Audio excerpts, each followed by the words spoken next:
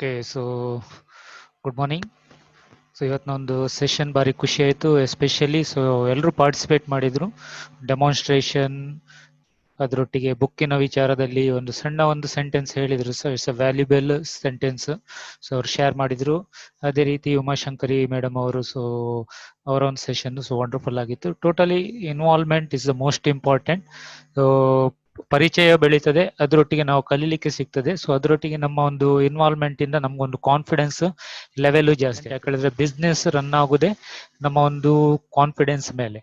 So most important, ನಾವು business ಅಂತ ಹೇಳಿದಾಗ ಸೊ ಎರಡು ವಿಚಾರ ನಾವು ಕ್ಲಿಯರ್ ಆಗಿ ತಿಳ್ಕೊಳ್ಬೇಕು. ಒಂದು, ನಾನು ಈ ಬಿಸ್ನೆಸ್ ಇಳಿತೇನೆ ಅಂತಾದ್ರೆ ಸೊ ಯಾವ ಮೈಂಡ್ ಸೆಟ್ ಬೇಕು ಅದನ್ನ ನಾವು ಫಸ್ಟ್ ಅರ್ಥ ಮಾಡ್ಕೊಳ್ಬೇಕು, ಅದಕ್ಕೆ ತಯಾರಿ ಮಾಡ್ಕೊಳ್ಬೇಕು. ಎರಡನೇದು, ಈ ಸಿಸ್ಟಮ್ ಅನ್ನು ಕಲಿಯುವಂಥದ್ದು is most important. Mind set ಅಂತ ಹೇಳುದಂತಾದ್ರೆ ಸೊ ಉದಾಹರಣೆಗೆ ಈಗ ಸೊ ನಂದೇ ಉದಾಹರಣೆ ತಗೊಳ್ಳುವಂಥದ್ದು. ನಮ್ಮ ಒಂದು ಸಿವಿಲ್ ಪ್ರೊಫೆಷನಿಗೂ ಸೊ ನೆಟ್ವರ್ಕಿಗೂ ಎಂಟೈರ್ಲಿ ಡಿಫ್ರೆಂಟ್ ಇದೆ. ಸೊ ಸಿವಿಲ್ ಪ್ರೊಫೆಷನ್ ಅಲ್ಲಿ ಸೊ ನಮ್ಗೆ ಸಿಗುವಂತ ಒಂದು ರೆಸ್ಪೆಕ್ಟ್, ಸೊ ಅದ್ರ ಜೊತೆಗೆ ಸೊ ನಮ್ಮ ಅಲ್ಲಿ ರೆಸ್ಪಾನ್ಸಿಬಿಲಿಟಿ, ಸೊ ಅಲ್ಲ ನಮ್ಮ ಒಂದು ವರ್ಕಿಂಗ್ ಸ್ಟೈಲ್, ಸೊ ಒಂದು ಲೇಬರ್ ಕ್ಲಾಸ್ ಇಂದ ಹಿಡಿದು ಸೊ ಪ್ರತಿಯೊಂದು ಹಂತದ ಜನರೊಟ್ಟಿಗೆ ನಮ್ಮ ಒಂದು ಕಮ್ಯುನಿಕೇಶನ್ ಇರ್ತದೆ. ಸೊ ಅದರೊಟ್ಟಿಗೆ ಸೊ ಅಲ್ಲಿಯ ಒಂದು ಆಟಿಟ್ಯೂಡ್ ಸಹ ಬೇರೆ ರೀತಿ ಇರ್ತದೆ. ಸೊ ಕೆಲವೊಮ್ಮೆ ರಫ್ ಅಂಡ್ ಟಫ್ ಆಗಿರ್ಬೇಕಾಗ್ತದೆ. ಸೊ ಬೇರೆ ಬೇರೆ ರೀತಿಯ ಒಂದು ಆಟಿಟ್ಯೂಡ್ ಇರ್ತದೆ. ಅದೇ ನೀವು ನೆಟ್ವರ್ಕಿಗೆ ಬಂದ್ರೆ ಹೇಳಿದ್ರೆ ಇಟ್ಸ್ ಎಂಟೈರ್ಲಿ ಡಿಫರೆಂಟ್ ಆಟಿಟ್ಯೂಡ್ ಅಲ್ಲಿ ಬೇಕಾಗ್ತದೆ. ಸೊ ಅದು ಹೇಗೆ ಸೆಟ್ ಮಾಡೋದಂತಲೇ ಪ್ರತಿಯೊಬ್ಬರಿಗೂ ಕನ್ಫ್ಯೂಷನ್ ಇರ್ತದೆ. ಎಸ್ಪೆಷಲಿ ಸೊ ಈಗ ಜಾಬ್ ಅಲ್ಲಿ ಇದ್ದೀರಿ, ಸೊ ಈ ಒಂದು ಬಿಸ್ನೆಸ್ ಗೆ ಬರ್ಬೇಕಾದ್ರೆ ಯಾವ ಆಟಿಟ್ಯೂಡ್ ಬೇಕು, ಸೊ ಬಿಸ್ನೆಸ್ ನ ಆಟಿಟ್ಯೂಡ್ ಏನು, ಸೊ ಇದು ನಾವು ಫಸ್ಟ್ ತಿಳ್ಕೊಳ್ಬೇಕಾಗ್ತದೆ. ಸೊ ಅದಕ್ಕೆ ನಿಮ್ಗೆ ಬೆಸ್ಟ್ ಒಂದು ಬುಕ್ ಏನ್ ಹೇಳಿದ್ರೆ so rich dad poor dad ಅಂತಿದೆ, ಅಥವಾ ಕ್ಯಾಶ್ ಫ್ಲೋ ಕ್ವಾಡ್ರಂಟ್ ಅಂತಿದೆ, ರಾಬರ್ಟ್ ಕಿಯೋಸಕಿ ಅಂತ ಒಬ್ರು ಬರ್ದದ್ದು. ಸೊ ಆ ಬುಕ್ ಅಲ್ಲಿ ನೀವು ಸ್ಟಡಿ ಮಾಡಿದ್ರೆ ಗೊತ್ತಾಗ್ತದೆ. There is 4 type of way of earning money. So 4 ರೀತಿಯ ಒಂದು ದಾರಿ ಇದೆ ಅಂತೆ. ಸೊ ಆ ರೀತಿಯಲ್ಲಿ ಜನರು ಹಣ ಗಳಿಸ್ತಾ ಇರ್ತಾರೆ. ಸೊ ಅದು ಯಾವ್ದು ದಾರಿ ಅಂತ ಹೇಳಿದ್ರೆ so first category is employee category. So ನಾವ್ ಎಲ್ಲಿಯಾದ್ರೂ ಒಂದ್ ಕಡೆ ಉದ್ಯೋಗ ಸೇರುವುದು, ಅಲ್ಲಿ ನಾವು ಕೆಲಸ ಮಾಡುವಂಥದ್ದು. ಸೊ ನಾವು ಸಮಯ ಎಷ್ಟು ಕೊಡ್ತೇವೆ ಅಷ್ಟು ನಮ್ಗೆ ಇನ್ಕಮ್ ಕೊಡ್ತಾರೆ. ಸೊ ಸಪೋಸ್ ನಾವು ಸಮಯ ಕೊಡುವುದನ್ನು ನಿಲ್ಲಿಸಿದ್ರೆ, ಅಂದ್ರೆ ಅಲ್ಲಿ ನಾವು ಪ್ರೆಸೆಂಟ್ ಆಗೋದು ನಿಲ್ಲಿಸಿದ್ರೆ, ಸೊ ನಾವು ಕೆಲಸ ಮಾಡೋದು ನಿಲ್ಲಿಸಿದ್ರೆ ನಮ್ಮ ಇನ್ಕಮ್ ನಿಲ್ತದೆ. ಸೊ ಇದು ಜಾಬಿನ ಒಂದು ಕ್ಯಾಟಗರಿ. ಸೊ ಇದನ್ನ ಆಕ್ಟಿವ್ ಇನ್ಕಮ್ ಅಂತ ಹೇಳ್ತಾರೆ. ಸೊ ನೀವು ಒಂದು 60 ವರ್ಷ ದುಡಿದ್ರ ಅಂತಾದ್ರೆ ಸೊ ವರ್ಷದಲ್ಲಿ ನಿಮ್ಗೆ ಪ್ರತಿ ತಿಂಗಳು ಸಂಬಳ ಕೊಡ್ತಾರೆ. ಅದರ ನಂತರ ಸೊ ನಿಮ್ಗೆ ಸಡನ್ ಆಗಿ ಸಂಬಳ ಕಟ್ ಆಗ್ಬೋದು. ಅದಕ್ಕಿಂತ ಒಂದು 30-20% ಗೆ ಸೊ ನಿಮ್ಮ ಒಂದು ಸಂಬಳ ಬಂದು ಬಿಡ್ಬೋದು. ಸೊ ಇಲ್ಲಿ ನಮ್ಗೆ ಹಣ ಎಷ್ಟು ಸಮಯ ಸಿಗ್ತದೆ ಅಂತ ಹೇಳಿದ್ರೆ ನಾವು ಎಷ್ಟು ಸಮಯ ಆಕ್ಟಿವ್ ಆಗಿ ಇರ್ತೇವೆ ಅಲ್ಲಿವರೆಗೆ ಸಿಗ್ತದೆ. ಅಲ್ಲಿ ವ್ಯತ್ಯಾಸ ಏನಂತ ಹೇಳಿದ್ರೆ ಇನ್ನೊಂದು ಕೆಟಗರಿ ಏನಿದೆ, ಸೆಲ್ಫ್ ಎಂಪ್ಲಾಯ್ಮೆಂಟ್. ಈಗ ನಮ್ಮ ಸುತ್ತಮುತ್ತ ಏನೋ ಶಾಪ್ಸ್ ಕಾಣ್ತದೆ, ಸೊ ಪ್ರೊಫೆಷನ್ ಗಳು ಕಾಣ್ತಾ ಇರ್ತದೆ. ಸೊ ಡಾಕ್ಟರ್ ಇರ್ಬೋದು, ಇಂಜಿನಿಯರ್ಸ್ ಇರ್ಬೋದು, ಲಾಯರ್ಸ್ ಇರ್ಬೋದು. ಸೊ ಇವರೆಲ್ಲ ಒಂದು ಸೆಲ್ಫ್ ಎಂಪ್ಲಾಯ್ಮೆಂಟ್ ಕೆಟಗರಿಯಲ್ಲಿ ಬರ್ತಾರೆ. ಸೊ ಜಾಬಿಗೂ ಇದಕ್ಕೂ ವ್ಯತ್ಯಾಸ ಇಷ್ಟೇ. ಸೊ ಅಲ್ಲಿ ಬಾಸ್ ಇರ್ತಾರೆ, ಇಲ್ಲಿ ನಾವೇ ಬಾಸ್ ಆಗಿರ್ತೇವೆ ಅಷ್ಟೇ. ಸೊ ಮತ್ತೆ ವ್ಯತ್ಯಾಸ ಏನೂ ಇಲ್ಲ. ಸೊ ನಾವು ದುಡಿದ್ರೆ, ನಾವು ಹೆಚ್ಚು ಸಮಯ ಕೊಟ್ರೆ ಮಾತ್ರ ನಮ್ಗೆ ಇಲ್ಲಿ ಆದಾಯ ಗಳಿಸ್ತಾರೆ. ಸೊ ಪ್ರಪಂಚದ ಟೋಟಲ್ ಪಾಪ್ಯುಲೇಷನ್ ಅಲ್ಲಿ 95% ಆಫ್ ಪೀಪಲ್ ಸೊ ಈ ಒಂದು ಜಾಬ್ ಮತ್ತು ಸೆಲ್ಫ್ ಎಂಪ್ಲಾಯ್ಮೆಂಟ್ ಕೆಟಗರಿಯಲ್ಲಿ ಇರ್ತಾರಂತ. ಸೊ ಈ 95% ಆಫ್ ಪೀಪಲ್ ಹತ್ರ ಸೊ ವರ್ಲ್ಡ್ ಇದ್ದು 5% ಅಷ್ಟು ಆದಾಯ ಮಾತ್ರ ಇದೆ ಅಂತೆ. ಅಲ್ಲಿ ನೋಡಿ, ನಿಮ್ಗೆ 95% ಪೀಪಲ್ 5% ನ ಒಂದು ಯಾವುದು ಇನ್ಕಮಿಗೋಸ್ಕರ ಹೋರಾಟ ಮಾಡ್ತಾ ಇರ್ತಾರೆ. ಅಲ್ಲಿ ಕಾಂಪಿಟಿಷನ್ ಇರ್ತದೆ. ಹಾಗಾದ್ರೆ 95% ಇನ್ಕಮ್ ಎಲ್ಲಿ ಹೋಯ್ತು ಹೇಳಿದ್ರೆ ಸೊ ನಿಮ್ಮ ರೈಟ್ ಸೈಡ್ ನೋಡಿ, ಆ ಒಂದು ಕ್ವಾಡ್ರಂಟ್ ಅಲ್ಲಿ, ಆ ಒಂದು ಭಾಗದಲ್ಲಿ ಸೊ 5% ಪೀಪಲ್ ಇರ್ತಾರೆ. ಅವ್ರ ಹತ್ರ 95% ಇನ್ಕಮ್ ಇದೆ. ಅದು ಯಾವ್ದಂತ ಹೇಳಿದ್ರೆ ಇಟ್ಸ್ ಅ ಬಿಸ್ನೆಸ್ ಓನರ್ ಮತ್ತು ಇನ್ವೆಸ್ಟರ್ ಅಂತ ಹೇಳ್ಬೋದು. ಸೊ ಬಿಸ್ನೆಸ್ ಓನರ್, ಇನ್ವೆಸ್ಟರ್ಗೆ ನಿಮ್ಗೆ ಒಂದು ಉದಾಹರಣೆ ಕೊಡುದಂತಾದ್ರೆ ಸೊ ಈಗ ಒಂದು ಕೊರೋನಾ ಅಥವಾ ಡಿಮಾನಿಟೈಸೇಷನ್ ನಂತರ ಪ್ರತಿಯೊಬ್ರು ಏನು ಚಾಲೆಂಜ್ ಫೈನಾನ್ಷಿಯಲಿ ಎದುರಿಸ್ತಾ ಇದ್ದಾರೆ, ಬಿಸ್ನೆಸ್ ಇರ್ಬೋದು, ಬೇರೆ ಬೇರೆ ಇದರಲ್ಲಿ. ಸೊ ಆದ್ರೆ ಇದೇ ಟೈಮ್ ಅಲ್ಲಿ ಪ್ರಪಂಚದ ಒಂದು 5ನೇ ಸ್ಥಾನಕ್ಕೆ ಒಂದು ಶ್ರೀಮಂತಿಕೆಯನ್ನು ಕೊಂಡೋದವರು ಅಂತ ಹೇಳಿದ್ರೆ ಅಂಬಾನಿ ಅವರು. ಸೊ ಇದು ಕಾರಣ ಏನಂತ ಹೇಳಿದ್ರೆ ಅವರು ಒಂದು ರೈಟ್ ಬಿಸ್ನೆಸ್ ಓನರ್ ಆಗಿದ್ದಾರೆ, ಅದರ ಜೊತೆಗೆ ಅವರು ರೈಟ್ ಕಂಪನೀಸ್ ಗಳಿಗೆ ಇನ್ವೆಸ್ಟ್ ಮಾಡಿದ್ದಾರೆ. ಸೊ ಎರಡು ಪಾರ್ಟ್ ಅನ್ನು ಅವರು ಮಾಡೋದ್ರಿಂದ ಸೊ ದಿನ ದಿನಕ್ಕೆ ಹೋದಾಗೆ ಅವರು ಶ್ರೀಮಂತರಾಗ್ತಾ ಹೋಗ್ತಾರೆ. ಸೊ ಆದ್ರೆ ಇಲ್ಲಿ 2ನೇ ಪಾರ್ಟ್ ಅಲ್ಲಿ ಒಂದು ಚಾಲೆಂಜ್ ಏನಂತ ಹೇಳಿದ್ರೆ, ನೀವು ಬಿಸ್ನೆಸ್ ಓನರ್ ಆಗ್ಬೇಕಂತಾದ್ರೆ ಸೊ ನಿಮ್ಮ ಹತ್ರ ಬೇಕಾದಷ್ಟು ಹಣ ಇರಬೇಕು. ಸೊ ನೀವು ಒಂದು ಬಿಸ್ನೆಸ್ ಸಿಸ್ಟಮ್ಗೆ ಇನ್ವೆಸ್ಟ್ ಮಾಡಬೇಕು. ಅಲ್ಲಿ ಏನ್ ಮಾಡ್ತಾರೆ ಅಂತ ಹೇಳಿದ್ರೆ ಅವರು ಒಳ್ಳೆ ಒಳ್ಳೆ ಎಂಪ್ಲಾಯೀಸ್ ಗಳನ್ನು ಹೈರ್ ಮಾಡ್ತಾರೆ. ಸೊ ಉದಾಹರಣೆಗೆ ನಾವೀಗ ಒಂದು ದಿವಸಕ್ಕೊಂದು 8 ಗಂಟೆ ದುಡ್ದೇವಂತ ಆದ್ರೆ ಸೊ ನಮ್ಗೆ 8 ಗಂಟೆಗೆ ಎಷ್ಟು ಇನ್ಕಮ್ ಕೊಡ್ಬೇಕು ಅಷ್ಟು ಮಾತ್ರ ಕೊಡ್ತಾರೆ. ಅದೇ ನೀವು ಒಂದು ಫ್ಯಾಕ್ಟರಿಯನ್ನು ಒಂದು ಇಮ್ಯಾಜಿನ್ ಮಾಡಿ, ಅಲ್ಲಿ ಒಂದು 100 ವರ್ಕರ್ಸ್ ಇದ್ದಾರಂತಾದ್ರೆ ಅವರು ಪ್ರತಿಯೊಬ್ರು 8 ಗಂಟೆ ದುಡಿದ್ರಂತ ಅವರ್ ಆಫ್ ವರ್ಕ್ ಎಷ್ಟಾಯ್ತು ಹೇಳಿದ್ರೆ 800 ಅವರ್ಸ್ ಆಯ್ತು. ನಮ್ಗಿರೋದು ದಿವಸಕ್ಕೆ 24 ಗಂಟೆ. ಆದ್ರೆ ಒಂದು ಆ ಕಂಪನಿ ಓನರ್ ಸೊ ಎಂಪ್ಲಾಯೀಸ್ ಗಳನ್ನ ಹೈರ್ ಮಾಡೋದ್ರಿಂದ, ಸೊ ಅವರನ್ನ ಅಪಾಯಿಂಟ್ಮೆಂಟ್ ಮಾಡೋದ್ರಿಂದ, ಸೊ ಅವರ ಒಂದು ಕೆಲಸದ ಅವಧಿಯನ್ನು 24 ಗಂಟೆ ಅಲ್ಲ 800 ಗಂಟೆಗೆ ಹೆಚ್ಚಿಸಿ ಉತ್ಪತ್ತಿಯನ್ನು ಜಾಸ್ತಿ ಮಾಡಿಕೊಂಡು ಹೆಚ್ಚು ಆದಾಯ ಗಳಿಸ್ತಾ ಹೋಗ್ತಾರೆ. ಸೊ ಅಲ್ಲಿ ಸೊ ಮನುಷ್ಯನ ಒಂದು ಯಾವುದು ವರ್ಕಿನ ಸಮಯವನ್ನು ಡಬಲ್ ಮಾಡ್ತಾ ಸೊ ತಮ್ಮ ಒಂದು ಬಿಸ್ನೆಸ್ ಅನ್ನು ಎಕ್ಸ್ಪಾಂಡ್ ಮಾಡ್ತಾರೆ.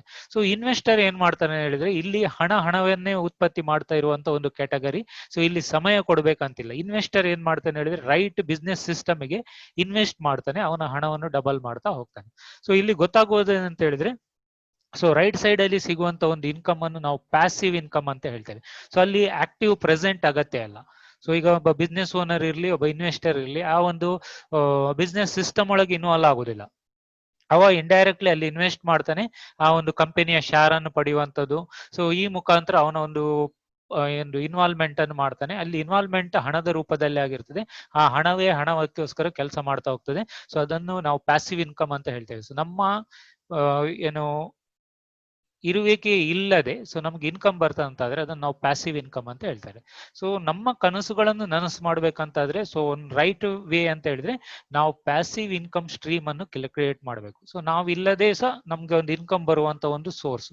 ಅದು ಮಾಡ್ಬೇಕಾದ್ರೆ ಸೊ ನಮ್ಮ ಹತ್ರ ಬೇಕಾದಷ್ಟು ಬಂಡವಾಳ ಬೇಕು. ಈ ಒಂದು ಚಾಲೆಂಜಿನ ಒಂದು ಕಾರಣದಿಂದ ಹೆಚ್ಚು ಜನರು ಬಿಸ್ನೆಸ್ ಓನರ್ ಮತ್ತು ಇನ್ವೆಸ್ಟರ್ ಆಗದೆ ಸೊ ಒಂದು ಸೆಲ್ಫ್ ಎಂಪ್ಲಾಯ್ಮೆಂಟ್ ಅಥವಾ ಜಾಬ್ ಅಲ್ಲಿ ಡಿಪೆಂಡ್ ಆಗಿ ಬಿಡ್ತಾರೆ. ಸೊ ಹಾಗಾದ್ರೆ ಒಬ್ಬ ಸಾಮಾನ್ಯ ವ್ಯಕ್ತಿಗೆ ಸೊ ಲೆಫ್ಟ್ ಸೈಡ್ ಕ್ಯಾಟಗರಿಯಲ್ಲಿರುವಂತಹ ಒಂದು ಪ್ರೊಫೆಷನಿಸ್ಟ್ ಅಥವಾ ಒಂದು ಎಂಪ್ಲಾಯಿಗಳಿಗೆ ಸೊ ಅವರ ಒಂದು ಕನಸನ್ನು ನನಸು ಮಾಡ್ಲಿಕ್ಕೆ ಸಾಧ್ಯ ಉಂಟಾ ಅಂತ ಕೇಳಿದ್ರೆ, ಸೊ ಇಂಥ ಒಂದು ಪ್ಯಾಸಿವ್ ಇನ್ಕಮ್ ಕ್ರಿಯೇಟ್ ಮಾಡ್ಲಿಕ್ಕೆ ಸಾಧ್ಯ ಉಂಟಾ ಹೇಳಿದ್ರೆ 100% ಸಾಧ್ಯ ಇದೆ. ಸೊ ಅದು ನೆಟ್ವರ್ಕ್ ಇಂಡಸ್ಟ್ರಿಯಿಂದ ಸಾಧ್ಯ. ಸೊ ಇದು ಆಲ್ರೆಡಿ ಸಕ್ಸಸ್ಫುಲ್ ಆಗಿ ಸೊ ಪ್ರೂವ್ ಆಗಿದೆ. ನೆಟ್ವರ್ಕ್ ಇಂಡಸ್ಟ್ರಿ 80 years ವರೆಗೆ ಕಂಪ್ಲೀಟ್ ಆಯ್ತು. ಸೊ ಈಗ ಅಮೆರಿಕದಲ್ಲಿ ಅಥವಾ ಡೆವಲಪ್ಡ್ ಕಂಟ್ರೀಸ್ ಅಲ್ಲಿ, ಸೊ ಜಪಾನ್, ಕೆಲವೊಂದು ಕಂಟ್ರೀಸ್ ಅಲ್ಲಿ ಸೊ ಮ್ಯಾಕ್ಸಿಮಮ್ ಬಿಲಿಯನರ್ಸ್ ಬರ್ತಾರಂತಾದ್ರೆ ಹೆಚ್ಚಿನವರು ಈ ಒಂದು ನೆಟ್ವರ್ಕ್ ಇಂಡಸ್ಟ್ರಿಯಿಂದ ಬರ್ತಾರಂತ ಒಂದು ರಿಸರ್ಚ್ ಹೇಳ್ತಾ ಇದ್ದಾರೆ. ಅದರಲ್ಲಿಯೂ ಎಸ್ಪೆಷಲಿ ಸೊ 70% ಆಫ್ ಲೇಡೀಸೇ ಹೆಚ್ಚಿನ ಜನರು ಇದರಲ್ಲಿ ಸಕ್ಸಸ್ಫುಲ್ ಆಗ್ತಾ ಇದ್ದಾರೆ. ಸೊ ಹೋಮ್ ಬೇಸ್ಡ್ ಸೊ ಈ ಒಂದು ಬಿಸ್ನೆಸ್ ಅನ್ನು ಡೆವಲಪ್ ಮಾಡ್ತಾ ಇದ್ದಾರೆ ವಿತ್ ಟೆಕ್ನಾಲಜಿಯನ್ನು ಯೂಸ್ ಮಾಡಿಕೊಂಡು, ಆನ್ಲೈನ್ ಮುಖಾಂತರ ಇ ಕಾಮರ್ಸ್ ಪ್ಲಾಟ್ಫಾರ್ಮ್ ಯೂಸ್ ಮಾಡಿಕೊಂಡು ಸೊ ಅವರು ಈ ಒಂದು ಬಿಸ್ನೆಸ್ ಅನ್ನು ಡೆವಲಪ್ ಮಾಡ್ತಾ ಇದ್ದಾರೆ ವರ್ಲ್ಡ್ ವೈಸ್. ಸೊ ಇಂಥ ಒಂದು ಕಾನ್ಸೆಪ್ಟ್ ನಿಂದ ನಾವು ಈ ಒಂದು ರೈಟ್ ಸೈಡ್ಗೆ ನಾವು ಮೂವ್ ಆಗ್ಬೋದು. ಸೊ ರೈಟ್ ಸೈಡ್ಗೆ ಮೂವ್ ಆದ್ರೆ ಅಲ್ಲಿ ನಮ್ದು ಹೇಗೆ ಇದು ಬಿಸ್ನೆಸ್ ರನ್ ಆಗ್ತದೆ ಅಂತ ಹೇಳಿದ್ರೆ, ಸೊ ಇಲ್ಲಿ ಬಿಸ್ನೆಸ್ಸಿನ ಒಂದು ಸಿಸ್ಟಮ್ಗೆ ಇನ್ವೆಸ್ಟ್ಮೆಂಟ್ ಕಂಪನಿ ಮಾಡಿರ್ತಾರೆ. ಈಗ DXN ಗೆ ಉದಾಹರಣೆ ತಗೊಳ್ಳೋದಂತಾದ್ರೆ, ಸೊ DXN ನ ಒಂದು ಫಾರ್ಮ್ ಲ್ಯಾಂಡ್ ಅಲ್ಲಿ ಪ್ರೊಡಕ್ಷನ್ ಗೆ ಕಂಪನಿ ಇನ್ವೆಸ್ಟ್ ಮಾಡಿದೆ. ಸೊ ಫ್ಯಾಕ್ಟರಿಯಲ್ಲಿ ಇನ್ವೆಸ್ಟ್ ಮಾಡಿದೆ. ನಿಮಗೆ ಪ್ರಾಡಕ್ಟ್ ತಲುಪಿಸುವ ವ್ಯವಸ್ಥೆ ಸಹ ಕಂಪನಿ ಮಾಡಿದೆ. ಸೊ ಕಂಪನಿ ಹಣ ಹಾಕದೇ ಇರುವಂತ ಒಂದು ಗ್ರೂಪ್ ಇದು ಕ್ಯಾಟಗರಿ ಏನಂತ ಹೇಳಿದ್ರೆ ಡಿಸ್ಟ್ರಿಬ್ಯೂಷನ್ ಸಿಸ್ಟಮ್ಗೆ ಮತ್ತು ಅಡ್ವರ್ಟೈಸ್ಮೆಂಟ್ಗೆ. ಸೊ ಅಲ್ಲಿ ಹಣ ಹಾಕುದಿಲ್ಲ. ಅವ್ರು ಏನ್ ಮಾಡ್ತಾರೆ ಹೇಳಿದ್ರೆ ಕನ್ಸ್ಯೂಮರ್ಗೆ ರೈಟ್ಸ್ ಕೊಟ್ಟಿರ್ತಾರೆ, ನೀವೇ ಅಡ್ವರ್ಟೈಸ್ ಮಾಡಿ, ನೀವೇ ಈ ಒಂದು ಪ್ರಾಡಕ್ಟ್ ಅನ್ನು ಡಿಸ್ಟ್ರಿಬ್ಯೂಟ್ ಮಾಡುವಂತ ಒಂದು ರೈಟ್ ಕೊಡ್ತಾರೆ. ಅಷ್ಟು ಮಾತ್ರ ಅಲ್ಲ, ಇನ್ನೊಬ್ಬ ಡಿಸ್ಟ್ರಿಬ್ಯೂಟರ್ ಅನ್ನು ನಿಮ್ ಜೊತೆಗೆ ಸೇರಿಸುವಂತ ಒಂದು ರೈಟ್ಸ್ ಕೊಟ್ಟಿರ್ತಾರೆ. ಸೊ ಆದ್ರಿಂದ ಸೊ ಇಲ್ಲಿ ನಮ್ಗೆ ಯಾರು ಈ ಒಂದು DXN ಜೊತೆಗೆ ಒಂದು ಬಿಸ್ನೆಸ್ ಪಾರ್ಟ್ನರ್ ಆಗಿ ಜಾಯ್ನ್ ಆಗ್ತಾರೆ ಅವರನ್ನು ಇಂಡಿಪೆಂಡೆಂಟ್ ಬಿಸ್ನೆಸ್ ಓನರ್ ಅಂತ ಕರೀತಾರೆ. ಸೊ ನಮ್ಮ ಇಲ್ಲಿ ಇನ್ವಾಲ್ವ್ಮೆಂಟ್, ನಮ್ಮ ಒಂದು ಡ್ಯೂಟಿ ಏನಂತ ಹೇಳಿದ್ರೆ, ಸೊ ಲೈಕ್ ಒಂದು ಫ್ಯಾಕ್ಟರಿಯಲ್ಲಿ ನಾವು ಫ್ಯಾಕ್ಟರಿ ಓನರ್ ಆದ್ರೆ ಸೊ ಎಂಪ್ಲಾಯಿಗಳನ್ನು ನಾವು ಹೈರ್ ಮಾಡ್ತೇವೆ. ಸೊ ಎಂಪ್ಲಾಯಿಗಳನ್ನು ನಮ್ಮ ಜೊತೆಗೆ ಸೇರಿಸ್ತೇವೆ. ಸೊ ಇಲ್ಲಿ ನಾವು ಎಂಪ್ಲಾಯಿಗಳನ್ನು ನಮ್ಮೊಟ್ಟಿಗೆ ಸೇರಿಸುವುದಲ್ಲ, ಇನ್ನೊಬ್ಬ ಡಿಸ್ಟ್ರಿಬ್ಯೂಟರ್ ಬಿಸ್ನೆಸ್ ಪಾರ್ಟ್ನರ್ ಅನ್ನು ನಮ್ಮ ಜೊತೆಗೆ ಸೇರಿಸುವಂತದ್ದು. ಸೊ ನಾವು ಅವರಿಗೆ ಬಾಸ್ ಏನಲ್ಲ, ಸೊ ನಾವು ಅವರ ಒಂದು ಪಾರ್ಟ್ನರ್ ಅಷ್ಟೇ, ಬಿಸ್ನೆಸ್ ನ ಪಾರ್ಟ್ನರ್. ಅವರು ಅವರಿಗೋಸ್ಕರ ದುಡಿತಾರೆ, ನಾವು ನಮ್ಗೆಗೋಸ್ಕರ ದುಡಿಯುವಂತ ಒಂದು ಡಿಸ್ಟ್ರಿಬ್ಯೂಟರ್ ಗಳ ಗ್ರೂಪ್ ನ ಮುಖಾಂತರ ಸೊ ನಾವು ಈ ಒಂದು ಪ್ಯಾಸಿವ್ ಇನ್ಕಮ್ ಸೋರ್ಸ್ ಅನ್ನು ಕ್ರಿಯೇಟ್ ಮಾಡಬಹುದು. ಅದರ ಮುಖಾಂತರ ನಾವು ಒಂದು ನಿರಂತರವಾಗಿ ಒಂದು ಆದಾಯವನ್ನು ಗಳಿಸಬಹುದು. ಅದರೊಟ್ಟಿಗೆ ಟೈಮ್ ಫ್ರೀಡಮ್, ಮನಿ ಫ್ರೀಡಮ್ ಸಹ ಪಡಿಬಹುದು. ಯಾರೋ ಜಾಬ್ ಅಲ್ಲಿ ಇರ್ಲಿ ಅಥವಾ ಬಿಸ್ನೆಸ್ ಅಲ್ಲಿ ಇರ್ಲಿ, ಸೆಲ್ಫ್ ಎಂಪ್ಲಾಯ್ಮೆಂಟ್ ಅಲ್ಲಿ ಇರ್ಲಿ, ಸೊ ನೀವು ಪಾರ್ಟ್ ಟೈಮ್ ಆಗಿ ಡೈಲಿ ನೀವೊಂದು ಕಮಿಟ್ಮೆಂಟ್ ತಗೊಳ್ಬೇಕಂತ ಹೇಳಿ, ಇದು ನನ್ನ ಬಿಸ್ನೆಸ್, ಇದರ ಸಕ್ಸಸ್ ನನ್ನ ಅಪ್ಲೈನ್ಗೆ ಸ್ಪಾನ್ಸರ್ಗೆ ಡಿಪೆಂಡ್ ಅಲ್ಲ, ಇದಕ್ಕೆ ನಾನು ಏನ್ ಮಾಡ್ಬೇಕು ಅದು ನಾನೇ ಮಾಡ್ಬೇಕಂತ ಒಂದು ಜವಾಬ್ದಾರಿಯನ್ನು ತಕೊಂಡು ಸೊ ಇದರಲ್ಲಿ ಏನು ಕಲಿಬೇಕು, ಯಾವ ರೀತಿ ಈ ಒಂದು ಡಿಸ್ಟ್ರಿಬ್ಯೂಟರ್ ಗ್ರೂಪ್ ಅನ್ನು ಕ್ರಿಯೇಟ್ ಮಾಡ್ಬೇಕು, ಅದನ್ನು ಮೋಟಿವೇಟ್ ಮಾಡ್ಬೇಕಂತ ಕಲಿಯುವ ಮುಖಾಂತರ ಸೊ ನೀವು ಒಂದು ಬಿಸ್ನೆಸ್ ನ ಓನರ್ ಅಂತ ತಿಳ್ಕೊಳ್ಬೇಕು. ಇದು ಮೋಸ್ಟ್ ಇಂಪಾರ್ಟೆಂಟ್.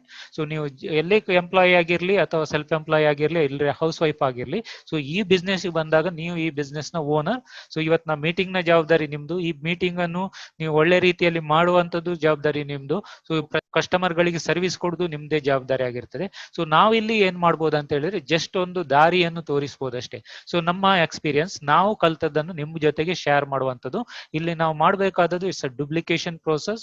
ನಮ್ಮ ಹಾಗೆ ಇನ್ನೊಬ್ಬ ಡಿಸ್ಟ್ರಿಬ್ಯೂಟರ್ ಅನ್ನು ರೆಡಿ ಮಾಡುವ ಮುಖಾಂತರ ಸೊ ನಾವಿಲ್ಲಿ ಫ್ರೀಡಮ್ ಪಡೆಯುವಂತ ಒಂದು ದಾರಿಯೇ ಸೊ ಈ ಒಂದು ನೆಟ್ವರ್ಕ್ ಇಂಡಸ್ಟ್ರಿ. ಸೊ ಇದೇ ಏನ್ ಮಾಡ್ತದೆ ಹೇಳಿದ್ರೆ, ಸೊ ನಮ್ಮ ಕನಸನ್ನು ನನಸು ಮಾಡ್ಲಿಕ್ಕೆ one of the best platform ಅಂತ ಆಲ್ರೆಡಿ ಪ್ರೂವ್ ಆಗಿದೆ. ಸೊ ಇದು ಫಸ್ಟ್ ನಾವು ಸಿಸ್ಟಮ್ ಏನಂತ ನಾವು ತಿಳಿಬೇಕು. ಅದರ ಜೊತೆಗೆ ನಾವು ನಮ್ಮ ಒಂದು ಯೋಚನೆಯನ್ನು ಬದಲಾವಣೆ ಮಾಡಬೇಕು. ಸೊ ನಾವು ಎಂಪ್ಲಾಯ್ ಆಗಿದ್ರೆ ನಾವು ಬಿಸ್ನೆಸ್ ಓನರ್ ಆಗಿ ಟರ್ನ್ ಆಗಬೇಕು. ಸೆಲ್ಫ್ ಎಂಪ್ಲಾಯ್ ಆಗಿದ್ರು ಸಹ ನಾವು ಬಿಸ್ನೆಸ್ ಓನರ್ ಆಗಿ ನಮ್ಮ ಒಂದು ಆಟಿಟ್ಯೂಡ್ ಅನ್ನು ಡೆವಲಪ್ ಮಾಡಬೇಕು. ಮತ್ತೊಂದು ಬರುವಂತದ್ದು ಇದು ಸಿಸ್ಟಮ್ ಹೇಗೆ ರನ್ ಆಗ್ತದೆ. ಸೊ ನಿಮ್ಗೆ ಆಲ್ರೆಡಿ ಮಾರ್ಕೆಟಿಂಗ್ ಪ್ಲಾನ್ ಅಲ್ಲಿ ಎಲ್ಲ ತಿಳಿದಿದೆ. ಸೊ ಕನ್ಸ್ಯೂಮರ್ ಆದವ ಪ್ರಾಡಕ್ಟ್ ಅನ್ನು ರಿಟೇಲ್ ಅಲ್ಲಿ ಪರ್ಚೇಸ್ ಮಾಡುವಾಗ 100% ರೇಟ್ ಅಲ್ಲಿ ಪರ್ಚೇಸ್ ಮಾಡ್ತಾನೆ. ಸೊ ಅದು ಆಕ್ಚುಲಿ ಮ್ಯಾನುಫ್ಯಾಕ್ಚರ್ ಕಾಸ್ಟ್ 30 ರೂಪೀಸ್ ಎಲ್ಲ ಆಗಿರ್ತದೆ. ಸೊ 70 ರೂಪೀಸ್ ಏನಿದೆ, ಸೊ ಅದು ಮಿಡ್ಲ್ ಮ್ಯಾನ್ ಮತ್ತು ಅಡ್ವರ್ಟೈಸಿಂಗ್ ಹೋಗ್ತಾರೆ. ಸೊ ಈ ಡೈರೆಕ್ಟ್ ಸೆಲ್ಲಿಂಗ್ ಅಲ್ಲಿ ಅದು ಯಾವುದೂ ಇಲ್ಲ.